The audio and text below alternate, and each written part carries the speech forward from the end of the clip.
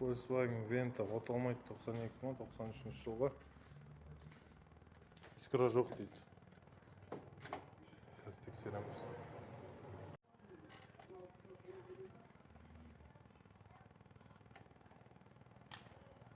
Датчик қобасын тексерем.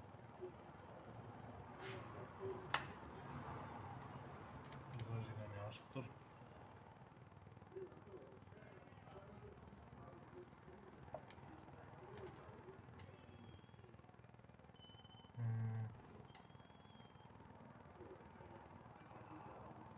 Датчик холда плюс жоқ.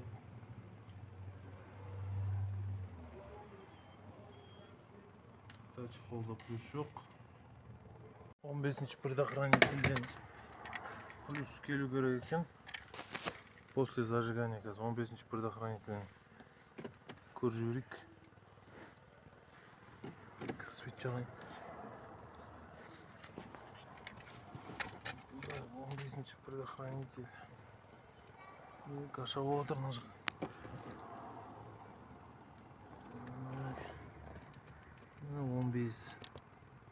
15-ге 7,5 сақ қойыпты. Күйіп те кеткен шығар, қазір көрейікші. Аха.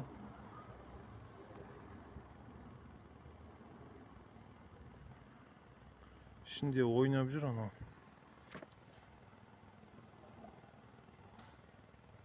Міне. Ойнап жүр, күйіп кеткен қазір. Контрольмен көрсете салам күйген.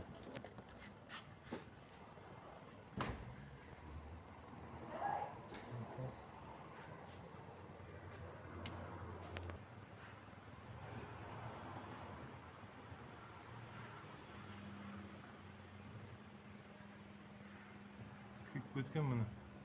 Өткізбейді. Былай тиген өтіп тұру керек, өткізбейді.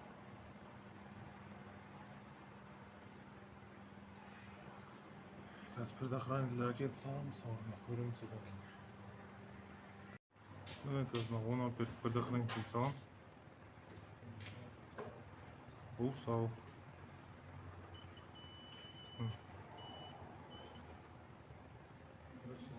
Так, міне қазір орнына салам.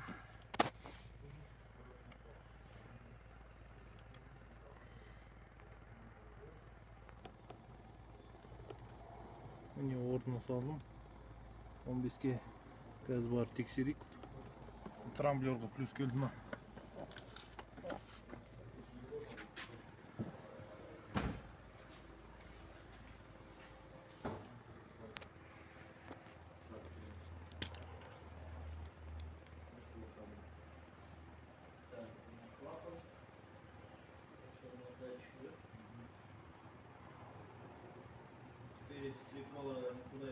Міне плюс келді міне. Міне масса.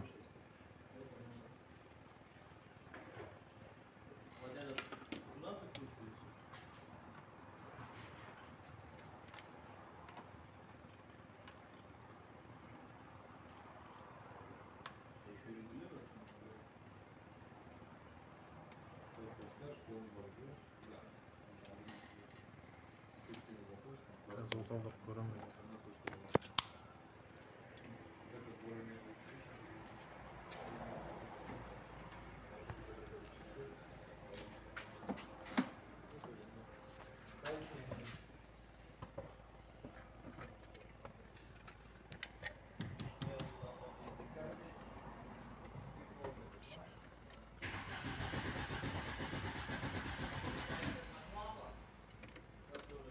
Неге толмайды? Оталатын түрі жоқ, жота. Қазір искрасын бар көріш.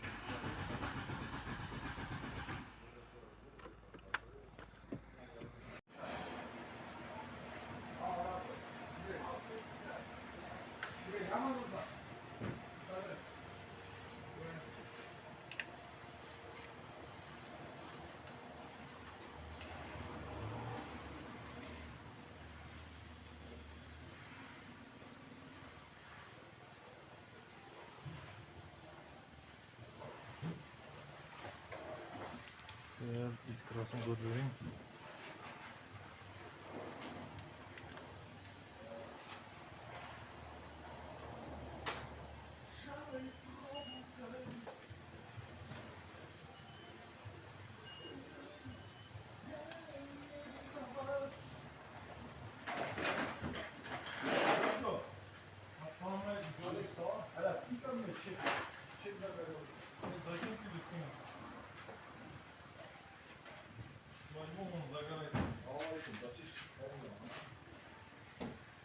Бахмова, братишка.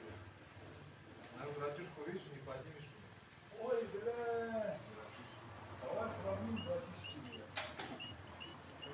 Макарга сама братишка, Аблай. Ага, форсункалар ашып жатыр. Бірақ Братишка.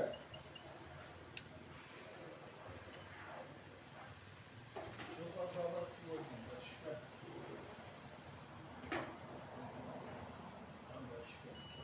Катушканың фишкасының үшінші контактісі бар. Еріп ішіне кіріп кеткен ғой, соны байқамағанмын. Үшінші контактісі жоқ деп ойлағам ғой. Үшінші контактісі бар, просто ішіне кіріп еріп кеткен, соны байқамай тұрмын мына жерде. плюс жоқ мынау катушкаға.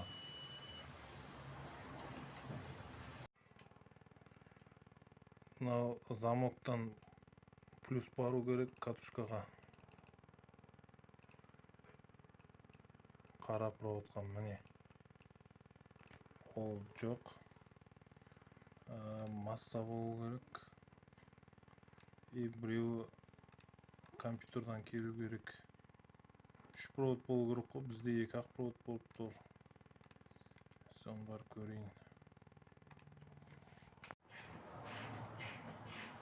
Үшінші контактісі бар екен. А? Не ол?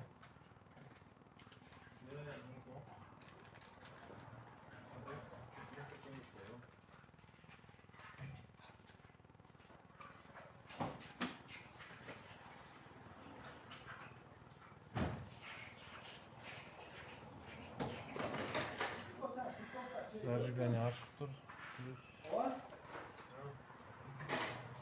А вот видео görдün mü? То şey var вот этот блогер, он такой рыжий, он топи и это, на Аблая чем-то похож, он бородатый, очкарик,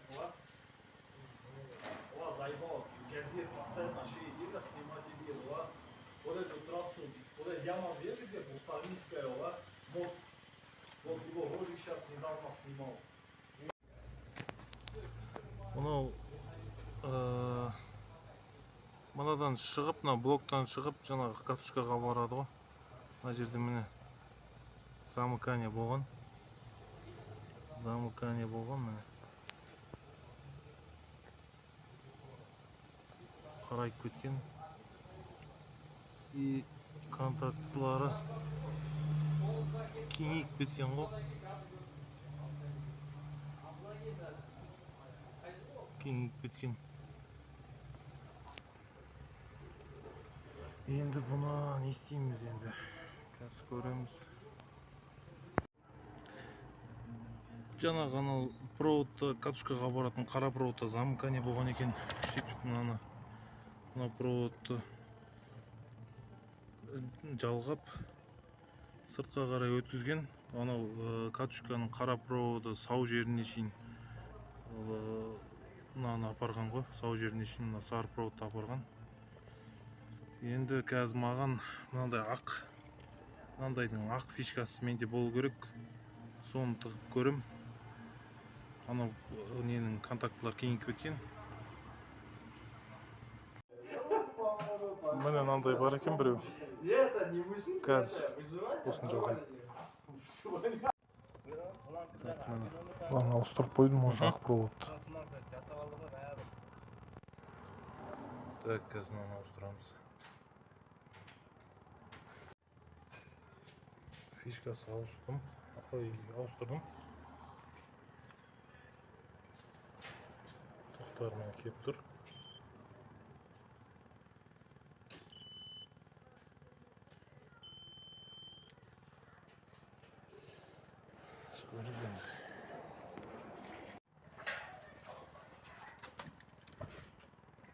От алдырып көрейік.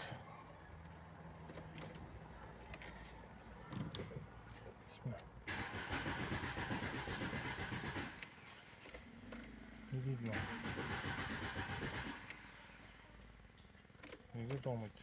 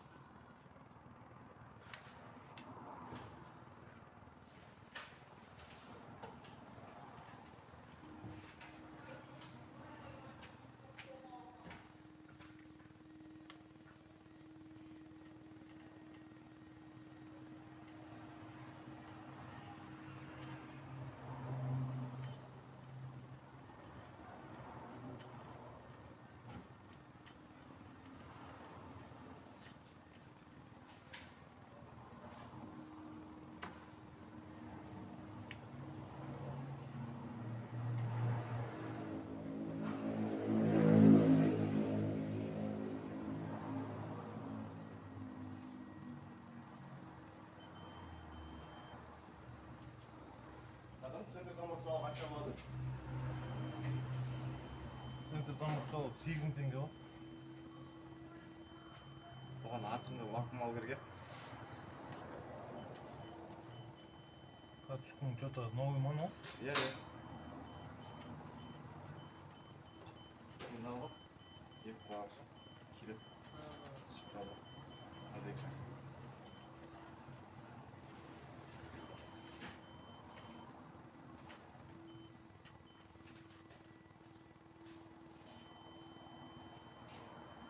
Катушка істемейді что-то. Ал. Катушка істемейді.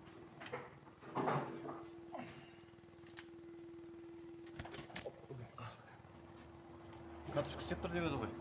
Катушкаға тоқ келіп тұр, қазір істемей тұр.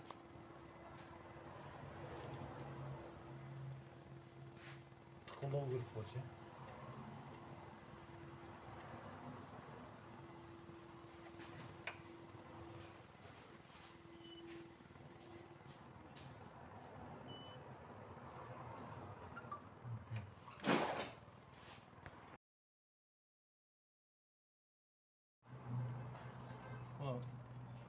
Неден катушкадан плюсы оталдырған кезде жоғалып кетіп отыр. Силовой плюс. Міне. Плюс бар міне. Қазір енді силовой контрольканы қосайын қазір. Мынау күш беретін контрольканы, күштірек контрольканы тексерейін. Мынау плюсты. Жоғалып кетеді. Бірден жоғалып кетті. Плюс жоқ.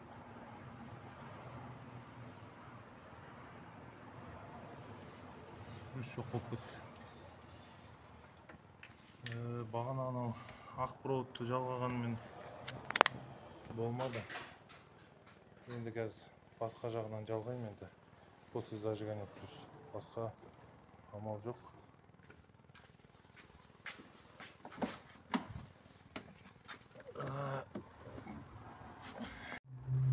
Қазір екінші плюсына жалғаймын. G24 деген ақтардың біреуінде. G24 дегеніміз мынау оң жағында тұрған, жоғары жағында ақ фишка ғой, соның төртінші контактісі G24 деп айтылады. Соған жалғадым, ол трамблердің плюсы.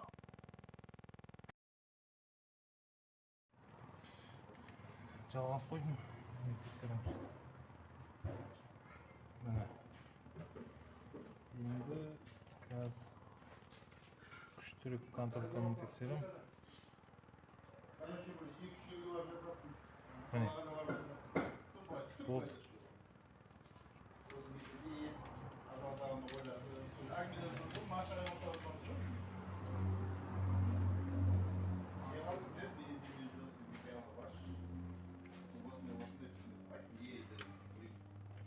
Biraz енді оталдап көрем.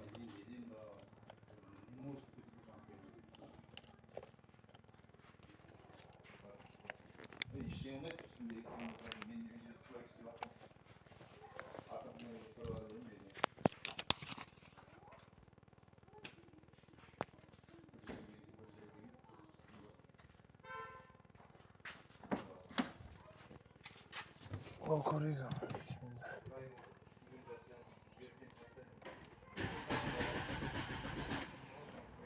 Ya nega o'tolmaydi? Nega o'tolmaydi? No?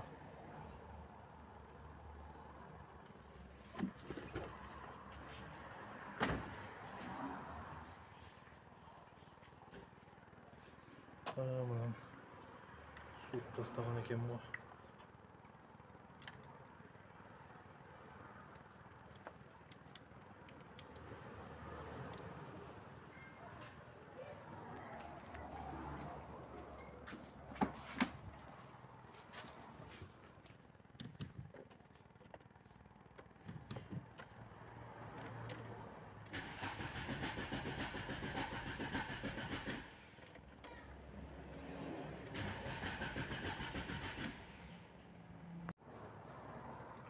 Mana katushkada zamkание bor ekan. Mana bitib salgan кезде предохранительді күйдіріп жіберіп жатыр. Тоқ жоғалып кетті қайттан. Қазір предохранительін көрем.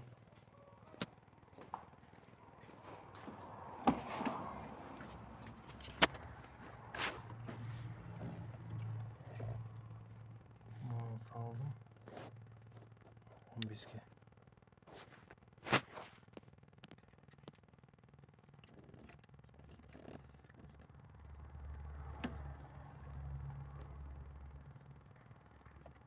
Ay шықса şimdi.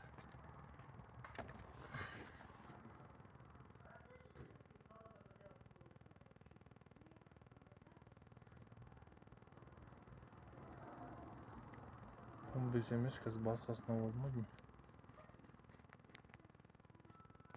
Міне, бірден күйдіріп жүрді. Катушкаға салам ананы. Фишкасын сразу күйдіреді, қазір тағы да бір көрсетем. Міне күймеген жаңа предохранитель салам анаған.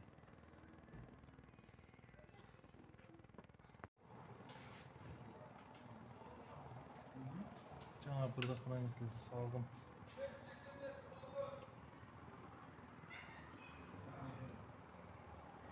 Тоқ кеп тұр.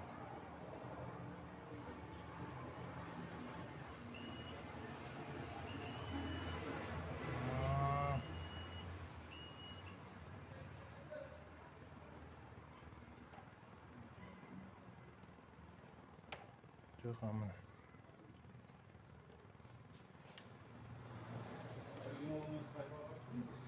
Міне тоқ кеп тұр. Қазір маған салам міне. Салам ар жақтан дауыс шығады. Күйдеген дауыс шықты. Қазір енді қараңыздар. Тоқ жоқ уже. Тоқ жоқ уже. Мынаны ауыстыру керек. Қазір міне жаңа катушка алып келді жігіттер. Ескісі қазір салам, тексерем. Аккумулятор отырып қапты зажигание ашылып қапты. Қазір аккумуляторын ауыстырып саламыз. Одан кейін салам ана катушканы.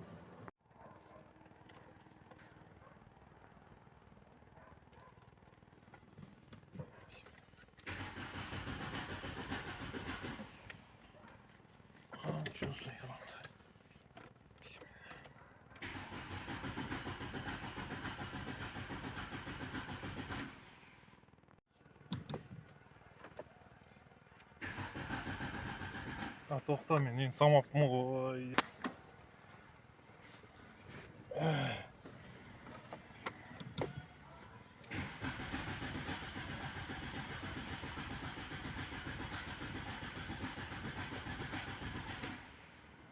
Вообще не жоқ. Так, катушканы ауыстырдық, бәрі оталмай жатыр. Мынаған плюс жоқ. Сыртта шеге берсеш. Фиолетовый ақ проводта плюс жоқ. Ана қара проводта плюс жоқ. Монопреске плюс келмей тұрғаны газдың кнопкасы ортада қосылып тұрған екен. Сол плюсқа жалғанып тұрған жағы үзіліп кеткен газдың кнопкасының. Содан плюс бармай тұрған мынау моноприскке олар газды алдырып тастаймыз, бізге газ керегі жоқ дегеннен кейін ол газдың кнопкасы арқылы жалғамай өзін прямой плюс бердім. Сонымен машина оталды. Негізі проводтарын ремонттау керек, әлде де біраз жұмыстары бар. Бірақ олар машина моториске апаруым керек деді. Көк түтін ұрып тұр артынан. Сол моторист бірінші оталдырып алып кел деген. Сол оталдырып берсең болды деді, сонымен кетті. Мотористен шыққаннан кейін қайтып келу керек. Оталды мынау машина. Мынау несін ортадан кесіп, газын несін жалғаған ғой, газын проводы үзіліп қапты. Соны қазір плюсқа беріп, газын проводы арқылы жалғадық. Оталды. В общем, қанды ішті біраз.